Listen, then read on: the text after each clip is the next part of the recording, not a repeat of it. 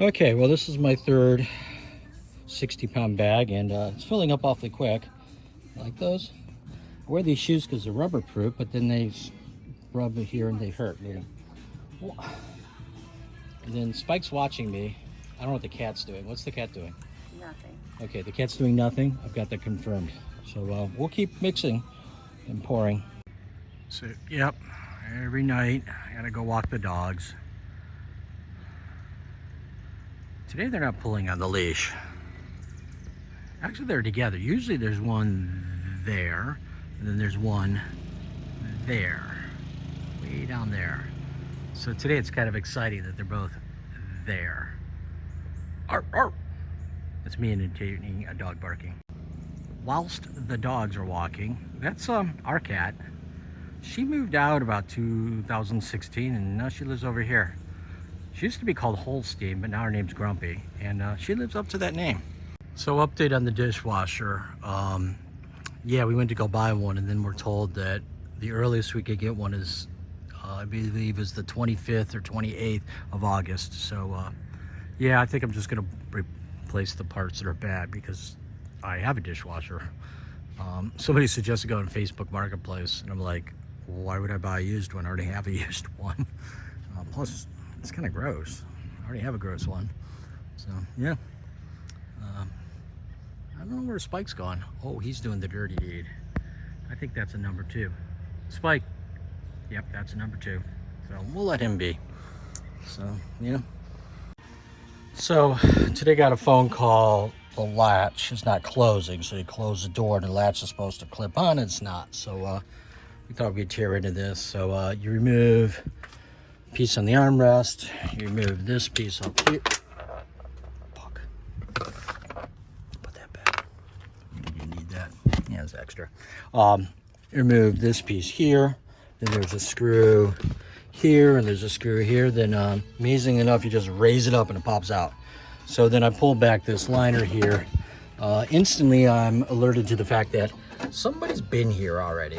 This is not factory duct tape. They use different color. So I'm trying to get the lock out so I can lubricate the shit out of it. Also remove the thermal fuse, which means it doesn't electronically work when it's warm. So meanwhile, the skies open up and decide to rain on me. Yeah, that's good times. Okay, now we go to Stupid Town. Even though I got the back of the door completely removed, I did some Googling because I still couldn't get out. I have to remove the door handle, which is all the way over here.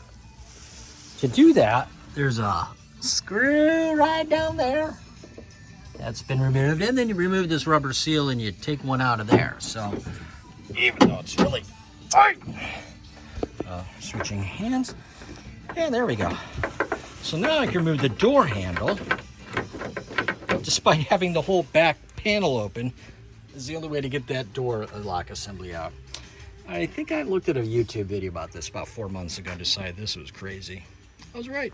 Okay, since I got to tear the lock apart to clean it, you take this apart, then this comes apart. This is the motor that opens the lock, and it uses this little tiny motor. Well, it fits there. She's cute. She fits the other way. So these are the contacts at the top that hit this. So power comes in through here, and then comes out here, hitting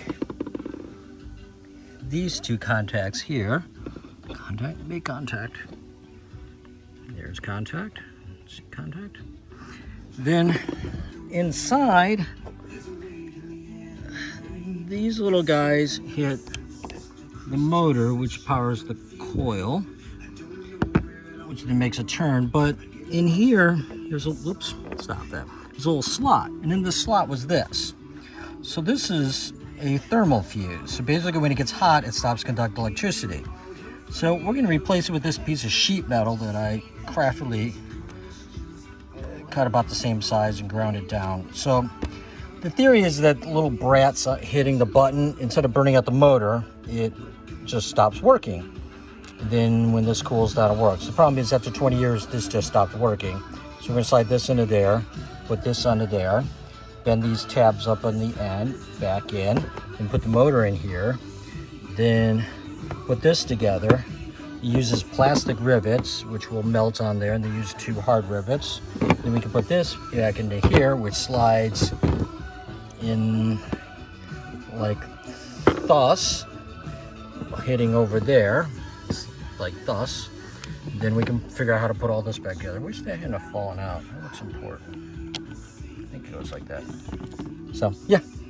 This is about $120, so it's worth trying.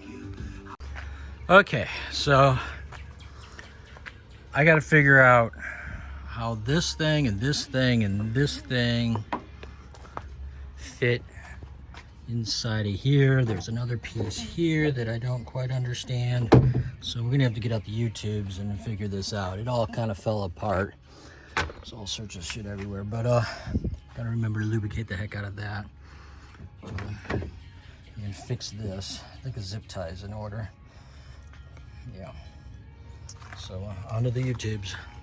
Okay, so the door now latches and unlatches, but it's still the electric motor doesn't work, so I'll just replace that someday. At least now I know the tricks and tips of getting in there. But the door closes and stay closes and opens and closes. It just doesn't lock properly. So then we'll go into this. So when this came back yesterday from a road trip, the wheel was really, really hot and it didn't turn. So I let it sit overnight. I backed it up and it moves. But typically the symptom of this is a caliper that isn't moving. So I removed the calipers. Yeah, that's not good. This just moves nicely. She comes right out. So there's no problem there. However, this one didn't. In fact, I had to pound it out. So it's all covered with crap. So apparently whatever grease they used was a long life. A little disappointed I got so much wear on something that is only less than a year old. But we're gonna clean this up. We're gonna shoot some brake clean in there and lube this back up. The seal looks fine. After 5 years, it shouldn't be like this, but at least it's not rusted, so that should do it. And then I guess we'll have to do the other side because the other side is rubbing, although not as bad as this. So using some brake cleaner, you can still see there's crap all over it. So you can turn that over there. So I'm gonna put that on the grinder wheel. That'll clean right up, but that gives you an idea that whatever was on there, rust or I don't know what, it's pretty heavy duty. So I'm a little disappointed about that. Oh, good. I don't want to lose this. There's crap inside there as well, so we'll clean on that. Okay, 2 things of note on this. One is, this is actually rubber at the end, so it's not going to slide right out. That's supposed to help stabilize, I guess. The other one is this seal. She's got a cut. So I'm going to have to replace this. But for tonight, I'm just going to put it back on. I'm going to use a little bit of plastic lube. This is a German, and it's high temperature grease. Is what that should say in German or something. So, okay, as I was putting this back together, I noticed that this pad didn't want to move nicely, so I took it out and ground the edges. I think what happens is rust builds up here. It gets a little tight, so I'd rather have a loose one than too tight a one. So these now seem to move around a little better. Still gonna have to come back and replace that seal, but feeling better about this. And we're gonna put her back together and take it for a test drive. I think I want some ice cream. Okay, so remember a few episodes back, I replaced the wheel bearings, but I still had a road noise and a vibration, and I determined what it was. So these are the tires that came with the car. They're pretty good, but they have uneven wearing. Trying to see where you, so like right here, it's gonna be hard to show. There's a flat spot right here. So it goes dun, dun, dun, dun, dun, right over there. So I think the car sat for a while. And you can kind of see how here the tread's really thick and then thin. In fact, it's down to the wear bars here. And then it's thick again. I think that was because the shocks are bad. But yeah, they're getting old. Now, on the inside of these should be a date. And I think it's that, 7/25. Which, no. So 52/17. So these are 4 years old, done a week 52. So they're time to be replaced. That should be the date code right there. So the week and then the year, 17. Also have a theory, because these are different sizes, you can't put the fronts on the back of the back on the front that these are probably going to be a different year as well. Typically these are going to wear more, especially when I go around the quarter, they wear a lot more. But there seems to be more thread here, so if I wasn't lazy, I'd hop back there. Now these say 11/17, so maybe they replaced at the same time. All I know is I'm gonna wear on these a little more. They don't have any flat spots, and you can see the tread still there in the sidewall. So, and they don't make noise like these do. I think you can almost kind of see how that one's like depressed right there. So anyhow, so we're going to Vans Tire. We're trying a new tire shop. I used to go to another tire shop in Streetsboro, but every time I go there, I'd make an appointment, and then they were like, "Oh yeah, you have an appointment." And then the next day, instead of that day, I'd get the car back. So we're not very happy with that. So I recommended these people. Yep. So there we go. That guy's still looking at me. Okay. Well, yesterday I finally got around to trying to fix this door. So you may remember the winter. You can see snow coming in through here. So I'm doing 75, and there's more noise coming out of that side than this side. So I think it's an success. Twist that mirror over there. That might make sense. But so today I dropped off the tires, so hence the truck, and I'm donating the air conditioner because I don't need that. I've already got a backup one, and Habitat for Humanity will take one that's less than 10 years old. This one is probably right at like 11 years, so we'll see if that goes well. And she's getting low on diesel, and she's a 40-gallon tank, so we're going to Costco on the way to work to save a little bit on some diesel. Okay, so it's like 84 degrees, and it's gonna get hotter today, so I thought I would finish this piece up. So I bought a 5-foot long pipe, and unfortunately the gap, despite buying, I feel air coming out of there. Why do I feel air coming out of there? There we go. Despite adding the sticks to 2 inches, you can see they just barely meet. So I'm just going to slide this on, move it out just a little bit, so it's at least a little bit inside of here, and then I'm going to put a strap around there. So I'll cut a strip of and then just tie that around there just to make a mechanical coupling, put a couple screws in it, and then yeah, we'll be done. At some point I may add more ducts in the dining room, but for now this is gonna help equalize things because there'll be being more air upstairs. This will be a pretty fast shot. You just go right up here and go out to Sophie's room, so, or the room we call Sophie. Hopefully you can rent that room out. Once again, I'm impressed with this tool. She makes pretty circles. So we'll rearrange this and we'll be done in a few minutes. Okay, all done. So she's connected, and I've been putting the mastic on. I think it's called mastic. Acrylic latex duct sealant. And then she shoots over there. She's wide open right now, so I put that valve in there so I could close it and move everything back. So now I can get to my file cabinet. So that's my next long-term project. I got to sort through all the paperwork. I got paperwork going back a long time that I need to downsize. But yeah, this is done. Of course, it took longer than I wanted because when I put everything back, I decided I needed to vacuum. So I vacuumed all around here and down there and the cat litter area. So yeah, a couple months, 1 month. This stuff's going back to school. Yay. Whatever this is. It doesn't even look like anything. It looks like they're empty boxes. Why do I have to store empty boxes? I don't know. Okay, the time has come to install this. So this bracket fits better this way than this way. It doesn't quite sit in there. So I'm gonna have to mark this, go the appropriate way. So I've taken out the tile, taken out the plastic. I want the outer edge to be at 4 feet, which is almost there. Then I'm going to use the impact wrench and tighten that down. But before I do that, I'm going to put the level across here and make sure it's level. Then once that's in, meaning the bracket's bolted down, I'm going to leverage that into there.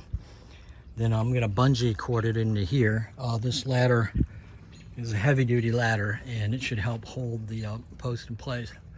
Because ultimately, I need to figure out the height, the bottom across here at a 5-degree slope, and then subtract out the beam that's going to be there. Except what I'm going to do is I'm going to notch it. So the beam's 10 inches and it's going to be 2 by 4. So I'm going to notch out a section so that the top will be flush with the those boards that will be coming out, and it just makes it a little easier. Also, I like the look of doing that. Then I don't have to buy expensive brackets, although I need to buy expensive screws to bolt it in there. So once we get that up there, we'll figure out the angle. We can cut it and mount it and repeat over here. Then at that point, we can put our beam in. Once we got our beam in, then pretty much it's rock and roll time. So, except I don't have the brackets for those. I got the outer bracket. I haven't figured that out yet. We'll get there when we get there. So, even though the other bracket fits, this bracket does not fit. So, we're gonna have to take this out, shave down the sides a little bit. A little frustrated because that other bracket fit right on there. Okay, so even though the bracket fits in the middle of the wood, doesn't mean it fits on the end. So I drew a line across here, used the saw to make a starting point, then carved out with this bad boy. She's sharp on two sides, this side and that side. So now it fits a lot better. So we'll go ahead and plop her back in there. My back is gonna go on strike. Somebody's drying his clothes. So I did have it up, so I had that bracket up there with the level across and ready to line off at. Then I realized that it wasn't level or all the way down in the bracket down there, so we want it all the way down in the bracket. Okay, even though I had the level across, had this other level which I believe has a 5% level, that's that white line, and I made 2 marks. I put the piece down and I can't find my mark, so apparently I ghost marked it. I don't know. So we're gonna do this again. The other thing I noticed is it still didn't fit in all the way, so I used this bastard file right here. Yes, that's what it's called, wood rasp bastard.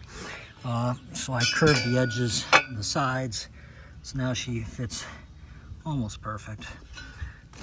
You can kind of see right here along there. So yeah, we'll give this a go. Maybe this time we'll get a marking. Okay, so here we go. So post is in there. Yeah, that level doesn't work very well. She works really well for this way and 45s. She just doesn't work well for that. Put that aside. Anyhow, the post is a level. Get the level here over to there. I marked flat, and then I did 5 degrees. So at that level right there, you can see that. Yeah, it's on the white line. Low gas, low gas. Anyhow, that's our cut line. So then what we're gonna do is subtract. If we cut that, we're gonna notch down, and that's gonna be like right, will actually be on the other side. And then the beam will go across. Beam's gonna be a pain to get up there because the beam is 2 of these 16-foot long 2x10s. So 2 of those. Fortunately, because of the way I'm doing this, I think I can put one up at a time. So we'll put one up and over there. So yeah, when I get to that point, this will be fun. So I'm gonna do this one, cut it, and then do the other one, cut that. Then I gotta put both up, then somehow lift up that beam, put it across, then measure the distance here, making sure this is level and this is level. Then once all that's level, I screw it in, screw it in, screw it in at the bottom, at which point then I still gotta hold it from flopping this way. Then at that point, I can build my perimeter. And then once I tie that all together, she'll stay.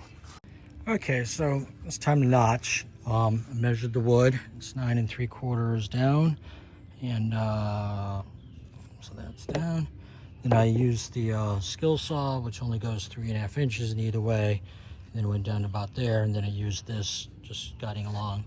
For the most part, it, you know, this doesn't have to be perfect. So there's my notch.